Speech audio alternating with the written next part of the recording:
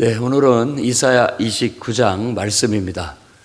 이사야 29장은 아리엘, 슬프다 아리엘이여 아리엘이여 라고 했는데, 이제 우리가 질문을 해야죠. 이 아리엘이 도대체 뭐지? 라는 질문이죠. 이 아리엘은 이제 결론적으로 얘기한다면 예루살렘을 다르게 부르는 용어입니다. 예루살렘을. 그런데 아리엘이라는 그 히브리어의 뜻은 뭐냐면 하나님의 암사자 뭐 이런 뜻을 갖고 있다고 해요. 그런데 이 똑같은 발음이 또 하나의 뜻을 갖고 있는데, 엘은 하나님이에요. 이 아리라는 말을 암사자로도 해석을 하지만 제단으로도 해석을 합니다. 제단. 그러니까는 똑같은 단어가 두 가지 의미가 있는 거예요. 그래서 언어 유희가 이 1절에서부터 8절 이 앞부분에 나타나 있습니다. 그래서 1절에서 4절까지 슬프다 아리엘이여 아리엘이여 라는 말은 예루살렘을 두고 말하는 거예요. 예루살렘은 하나님에게 있어서 암사자 같아요. 그러니까 하나님을 위한 어떤 용사, 하나님을 위해서 일하는 일꾼, 강한 일꾼, 어떤 그런 의미로서 이렇게 관용적으로 또 은유적으로 말하고 있는 거예요. 그런데 하나님께서 어찌된 영문인지, 하나님께서는 그렇게 자기가 일꾼으로 세운 그 용사를 하나님께서 괴롭게 하실 것이다, 고통스럽게 하실 것이다 라고 말하면서 슬퍼하고 애곡할 것이다 라고 예언을 하는 겁니다. 이 신앙이라는 것이 참 오묘하고 신비합니다. 우리는 하나님을 믿으면 다 잘 될 것이다 라는 기대와 소망을 늘 갖습니다. 그런데 성경에서 우리에게 말하는 신앙은, 너는 하나님이 창조하셨고 너의 인생은 하나님의 선하신 목적과 계획 속에 있다. 그러니 그것을 믿고 하나님의 뜻에 맞춰 살아라. 그게 신앙으로 얘기합니다. 우리는 우리 원하는 걸 얻고 싶어 하죠. 그런데 사실 정직하게 얘기한다면 우리가 원하는 걸 다 얻으면 큰 문제가 생깁니다. 문제가 생겨요. 그러니까 우리가 원하는 것을 얻게 만들어주는 신은 다 거짓신, 우상이에요. 성경에서 말하는 우상의 본질적인 개념은 우리의 욕망을 신으로 만드는 거예요. 우리가 원하는 걸 들어주는 어떤 신이라고 사람들이 자꾸 그것을 추구해 나가는 것을 말하는 거죠. 그러나 우리를 창조한, 우리를 초월한 절대자이신 어떤 온 우주를 창조한 신은 그분의 선한 목적과 계획을 따라 이렇게 섭리하고 경영해 가시고, 우리가 거기에 결국은 동참하기를 바라는 거예요.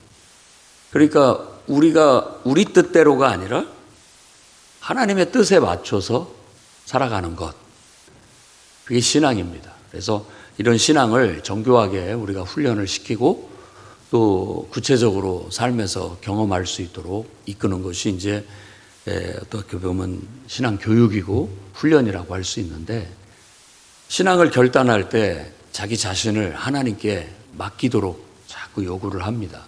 그 말은 나는 나만의 것이 아니라 본질적으로 보면 나는 하나님이 나를 창조했고 내게 생명을 줬고 모든 것들을 허락하셨으니 나의 인생은 주님의 소유다, 주님의 것이다, 이렇게 인정하는 것부터가 신앙의 시작이에요.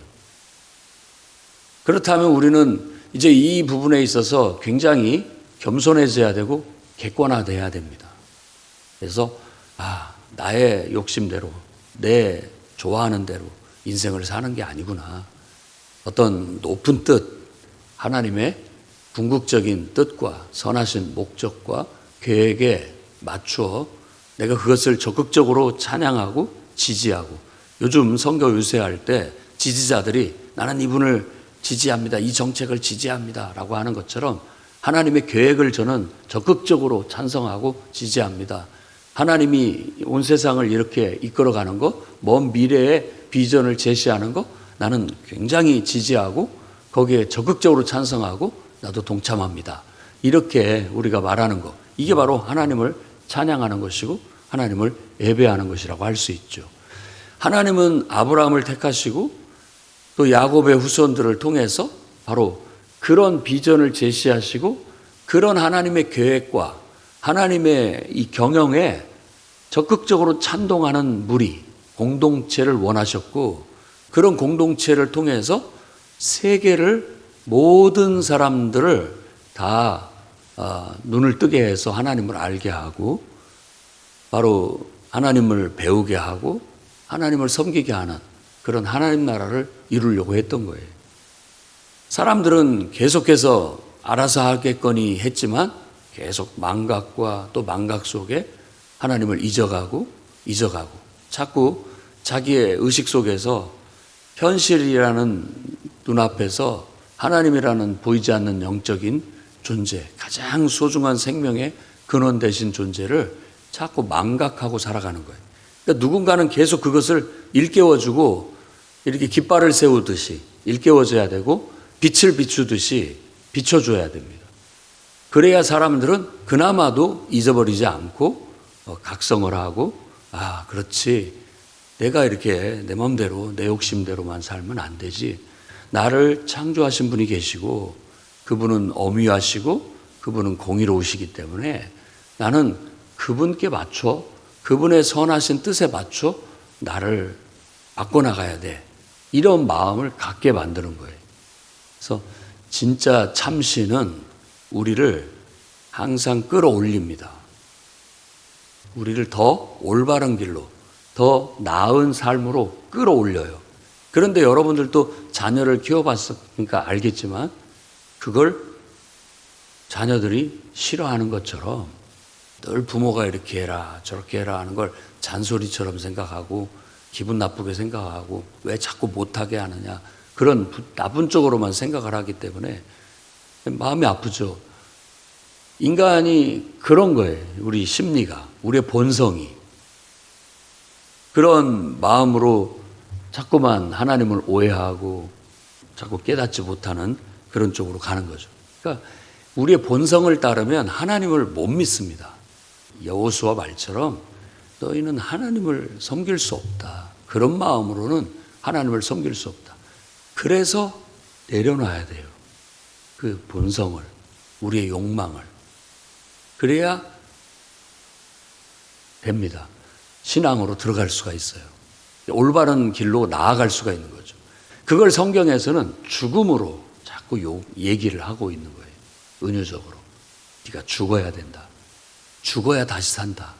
네 욕망을 내려놓고 너의 모든 것을 주님께 맡겨야 된다. 그래야 올바른 삶을 살 수 있다. 그래야 선한 목적에 맞게 살 수 있다. 우리가 정말 교회를 다니고 진정으로 신앙을 갖기를 원한다면 사실은 나를 내려놓고 정말 온 우주를 창조하신 그 위대하시고 어떻게 보면 절대 선이고 궁극적인 어떤 선의 결정체이고 생명의 근원되는 그 존재를 인정하고 그분과 영적으로 소통하면서 그분이 경영하시는 것, 그분이 우리에게 제시하신 미래 비전을 우리가 깨닫고 적극적으로 지지하면서 나아가야 되는 거예요. 그런데 그렇게 나아가다 보면 바로 하나님의 계획 속에는 우리가 낮아지고 죽어야 되는 그런 과정이 있다는 거예요. 그래서 지금 예루살렘에게 나의 아리엘이여, 어떻게 보면 애정어린 나의 사랑하는 내 일꾼이여, 내가 사용하는 내 능력 있는 용사여 라고 말하면서 내가 너를 낮춰야 될 것 같다. 너는 그 일로 인해서 고통스럽고 슬퍼하고 애통하게 될 것이다 라고 그렇게 말하는 거예요. 그러면서 이 아리엘은 또 하나님의 제단이기도 해요. 하나님의 제단. 내가 너를 나의 제단처럼 그렇게 할 것이다. 이 제단은 번제단을 말하는 것으로서 거기서 죽는 거예요. 구약의 희생제사를 드리는 모든 예배에는 희생제사를 통해서 드리는 거예요. 그것은 뭐냐? 짐승을 잡아 죽이는 게 아니라 그 짐승에게 나를 동일시해서 내가 가서 죽는 거예요.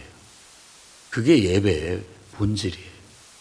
그래서 우리도 지금 드리는 이 모든 예배가 선물 받으려고 축복 받으려고 오는 그런 기대의 마음이 있지만 그 선물이나 축복을 다른 것으로 여기지 않고 내가 죽고 변화돼서 새롭게 되는 것이 가장 큰 축복이고 선물이라는 걸 알아야 됩니다. 하나님은 우리에게 넘치는 복을 주고 싶어 하고 큰 축복을 주고 싶어 하지만 사실 우리가 우리 욕심을 내려놓지 못하고 우리 자신을 내려놓지 못하는 한에는 그걸 받을 만한 준비가 안 된 거예요. 그래서 하나님은 우리가 먼저 주님 앞에 나올 때 죽기를 바라는 거죠. 나의 일꾼이 되고 내가 쓰는 용사가 되기 위해서 내가 축복하는 그릇이 되기 위해서 먼저 너는 나의 제단이 돼야 된다. 나의 아리엘이 돼야 된다. 라고 말하는 거예요. 거기서 너 자신을 내려놓고 죽어. 전적으로 나에게 맡겨진다면 내가 너를 전적으로 책임지겠다. 이게 하나님이 우리와 함께 하시고 우리를 통해서 역사하시는 방법이에요. 그래서 모든 사람들에게 그걸 지금 그런 메시지를 통해서 부르고 계시는 거예요. 우리는 내가 내 인생의 주인이 돼서 내 욕심 부리고 내가 좋아하는 대로 막 살아봤지만 그게 결코 가치 있고 의미 있고 만족스러운 삶이 아니었다라는 걸 경험적으로 알고 있습니다. 그렇기 때문에 어느 순간 하나님이 눈을 탁 띄워줄 때 이렇게 살지 말자라고 느꼈을 때 하나님이라는 존재를 알게 되고 그분께 내 인생을 맡기고 그분이 내 인생을 책임져 주신다면 내가 내 인생의 주인이 돼서 내 맛대로 사는 것보다 훨씬 더 높은 삶, 더 나은 삶, 더 의미 있고 더 가치 있는 삶을 산다라는 확신에 기쁨으로 기꺼이 주님, 내 인생은 주님이 주셨고 주님의 선하신 뜻과 목적대로 내 인생을 사용해 주십시오. 이제부터는 그렇게 살겠습니다. 하고 맡겨지는 것이 바로 신앙이 입문하는 것이고 그게 바로 그리스도인의 삶. 어찌 보면 하나님이 자기 형상대로 지은 인간의 본분이라고 할 수 있습니다. 우리는 그게 보편적으로 말해지지 않기 때문에 이걸 신앙에 귀의한다고 얘기하지만 원래로 돌아가는 거예요. 원래 하나님이 창조한 인간의 모습으로 돌아가는 거예요. 그럴 때 우리 안에 기쁨이 있고 참 만족이 있고 진정한 삶의 의미나 가치도 거기에 있어요. 인간이 맺어야 할 열매가 있다면 바로 그것이 열매인 것이죠. 그래서 1절에서 8절에는 예루살렘의 그와 같은 운명에 대한 얘기를 합니다. 너는 내 계획 속에서 내가 너를 고통스럽게 할 것이다. 너를 낮출 것이다. 나의 아리엘처럼 나의 제단처럼 거기서 너는 죽음을 경험하게 될 것이다. 라는 걸 말하는 거예요. 그래서 지금 이스라엘 북왕국이 망하고 남왕국 유다도 지금 위기에 처해 있는 히스기야 왕 때에 결국은 예루살렘이 죽을 것이라는, 멸망할 것이라는 걸 예언하고 있는 거예요. 하나님도 마음이 아프지만 바로 그것을 예언하는 선지자도 동일시 하나님 마음과 똑같으니까 마음이 아프죠. 그리고 이스라엘에게 그런 운명이 지어졌다라는 것 자체가 참 슬픈 일이죠. 근데 가만히 생각해 보세요. 이 이스라엘의 운명, 이 예루살렘의 운명이 그 운명을 짊어지신 분이 바로 예수 그리스도예요. 그림자예요. 그림자. 누구든지 예수 그리스도를 따르는 자는 그 운명을 짊어집니다. 함께. 그래서 십자가를 지고 나를 따르라 라고 얘기하는 거죠. 우리가 하나님을 위해서 쓰여지기를 원한다면 나를 내려놓지 않고 또 이런 낮아짐을 경험하지 않고 하나님 안에서 죽음을 경험하지 않고는 불가능합니다. 불가능합니다. 제대로 된 신앙은 거기를 통과해야 비로소 열리는 거예요. 그래서 바로 그렇게 지금 말하고 있습니다. 그리고 결국은 너를 그렇게 낮아지게 만들 때 쓰여졌던 너의 대적들, 그 대적들은 결국은 그들도 심판을 받고 멸망당하게 될 것이다. 이런 모든 일들이 꿈결 같다라고 그렇게 얘기해요. 꿈결같이 이루어질 것이다. 뭐 자기들이 막 뜬구름 잡듯이 한다 이런 것이죠. 꿈결 같다라는 것. 그게 다 어떻게 보면 비현실적이고 결국은 허상과 같이 허무하고 아무것도 아닌 것처럼 되어지게 될 것이다 라는 거예요. 그래서 우리가 정말로 예수 그리스도의 복음을 들어보면 거듭나야 하나님 나라 들어갈 수 있다. 죽지 않으면 안 된다는 거예요. 다시 태어나야 돼요. 죽어서. 이거 육으로 된 것이 아니라 영적인 일이라는 거예요. 어떻게 보면 사실 꿈결 같은 거죠. 꿈결 같은 거예요. 내가 죽는다는 거. 그럼 영적인 죽음을 의미하는 겁니다. 그래서 하나님은 예루살렘이 죽고 다시 태어나게 된다면 이제는 이 자기들의 집착과 욕심 속에서 못 벗어나서 어떻게 하나님을 섬기는 이 나라가 망할 수가 있지? 나라의 틀 안에 이제 두지 않겠다. 이때 죽었다가 다시 태어난 예루살렘은 이제 온 세상의 중심, 하나님을 예배하는 중심지가 될 것이다. 예루살렘을 그렇게 거듭나게 하시는 거예요. 거듭나게. 그게 지금 이사야가 하나님의 감동을 통해서 계시를 통해서 깨달은 진리예요. 그 시대에 그 역사 속에서 그런 이스라엘의 운명을 읽어낼 수 있었다는 것은 정말 예언자죠.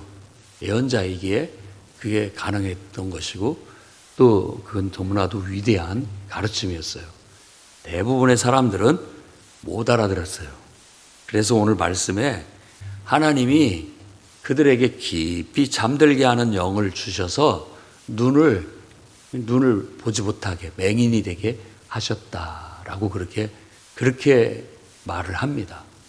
그 말의 현실은 이스라엘 백성이 이와 같은 선지자를 통해서 하나님의 이 목적과 계획을 이스라엘의 운명에 대한 얘기를 하면 다 못 받아들이는 거예요. 내가 왜 죽어야 돼요? 내가 왜 이런 희생을 치러야 되는데요? 지금 왜 하나님은 이렇게 우리를 선택하시고 부르신 다음에 왜 나를 이렇게 하시는데요? 라고 원망하고 불평하는 거예요. 그리고 그것을 고통스러워하고 못 받아들이는 그런 모습이 마치 소경과 같다. 맹인과 같다. 그것은 하나님이 지금은 모르게 하셨다.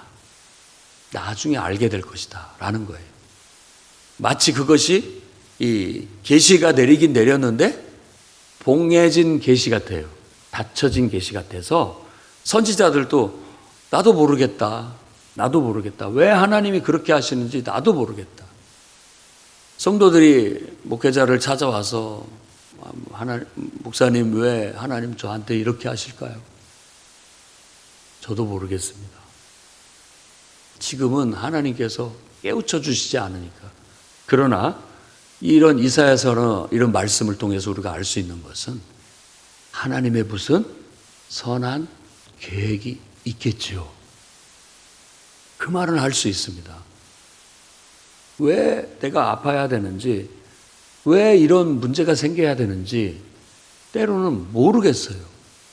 그렇지만 하나님은 이런 일들을 통해서 결국 하나님의 선하신 목적과 계획을 통해 미래 비전을 이루어 나가시는 분이기 때문에 그런 믿음은 가져야 된다라는 거예요. 그래서 지금 이사야도 요구하는 게 바로 그런 믿음을 요구하는 겁니다. 우리에게 필요한 건 현실에 대한 원망, 불평, 짜증이 아니라 하나님을 향한 믿음이에요. 그러니까 그분을 끝까지 믿고 신뢰하고 가보는 거예요. 그러면 알게 될 겁니다. 어느 순간 하나님이 소경이 눈을 뜨게 하신 것처럼 눈을 뜨게 하셔서 하나님께서 이랬기 때문에 이렇게 하셨구나.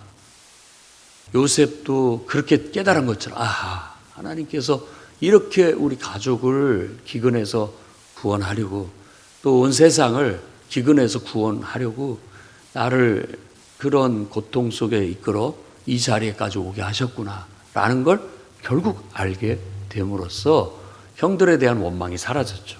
그냥 사사로운 인간의 관계가 아니에요. 이것은 우리가 계획한 것도 우리 인간이 하는 것 다 인간을 통해서 되어진 일인 것 같지만 뒤에서 이건 하나님이 하셨구나 라는 걸 알게 되는 거예요.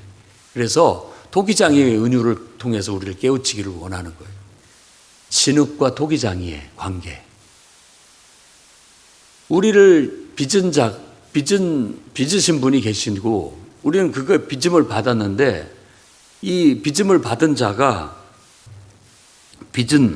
자기를 빚은 자를 인정을 하지 않아요. 없다고 해요. 나는 그냥 생겨났다. 얼마나 웃겨요. 이 그릇이 만든 사람 없이 나는 어느 날 그냥 갑자기 생겨났다. 그렇게 생각하는 거. 그리고 나를 빚으신 분한테 분명히 계시는데 왜 나를 이렇게 만들었냐. 더 똑똑한 채를 하는 거죠. 나 같으면 이렇게 안 만들고 이렇게 하겠다. 이런 식으로.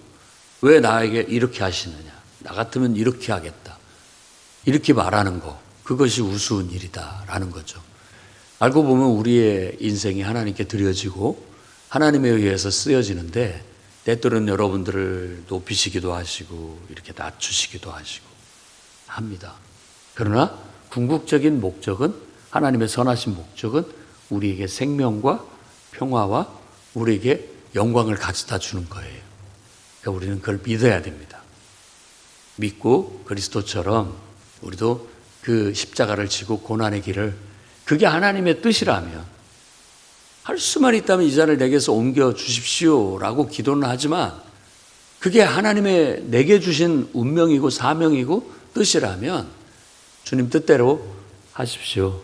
그래서 저는 주님 뜻대로 묵묵히 나아가겠습니다. 덜 깎는 자 앞에 양처럼 그렇게 가는 게 내게 주어진 운명이라면 한번 가보겠습니다. 그리고 어떻게 되는가? 결국은 죽음을 완전히 맛보고 장사가 지내지고 그리고 하나님은 그를 다시 일으키셨다. 다시 살려서 온 세상의 주와 그리스도가 되게 높이셨다라고 그렇게 말합니다. 그게 하나님의 뜻이죠. 그래서 뒷부분에 가면 바로 그 토기장이 얘기를 하고 17절 이후부터 보면 오래지 않아 레바논이 기름진 밭으로 변할 것이다.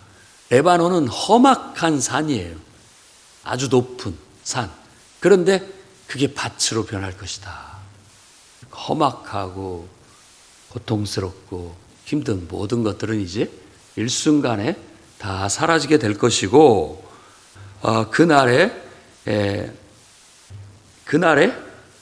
이제는 비로소 이해가 된다는 거예요. 말을 듣게 된다는 말은 하나님 이렇게 다 모든 게 이해가 되고 깨달아지고 눈이 띄어지고 그리고 기쁨을 얻게 될 것이고 세상에 우리를 핍박했던 우리를 대적했던 강포한 자들, 포악한 자들을 말합니다. 폭력을 행하는 자들, 오만한 자들 다 이제 그치고 걷어내지고 사라지게 될 것이고 이제는 그 누군가 얘기했던 것처럼 야곱이 이제는 부끄러워하지 않겠고 내 손이 그 가운데 행한 일들로 인해서 그들은 하나님을 더 경외하게 될 것이다 라고 그렇게 말합니다. 그래서 하나님은 지금 예루살렘을 낮추실 계획을 갖고 있다는 걸 밝히고 계시고 그로 인해서 너희가 고통받게 될 것이다 라는 걸 말합니다.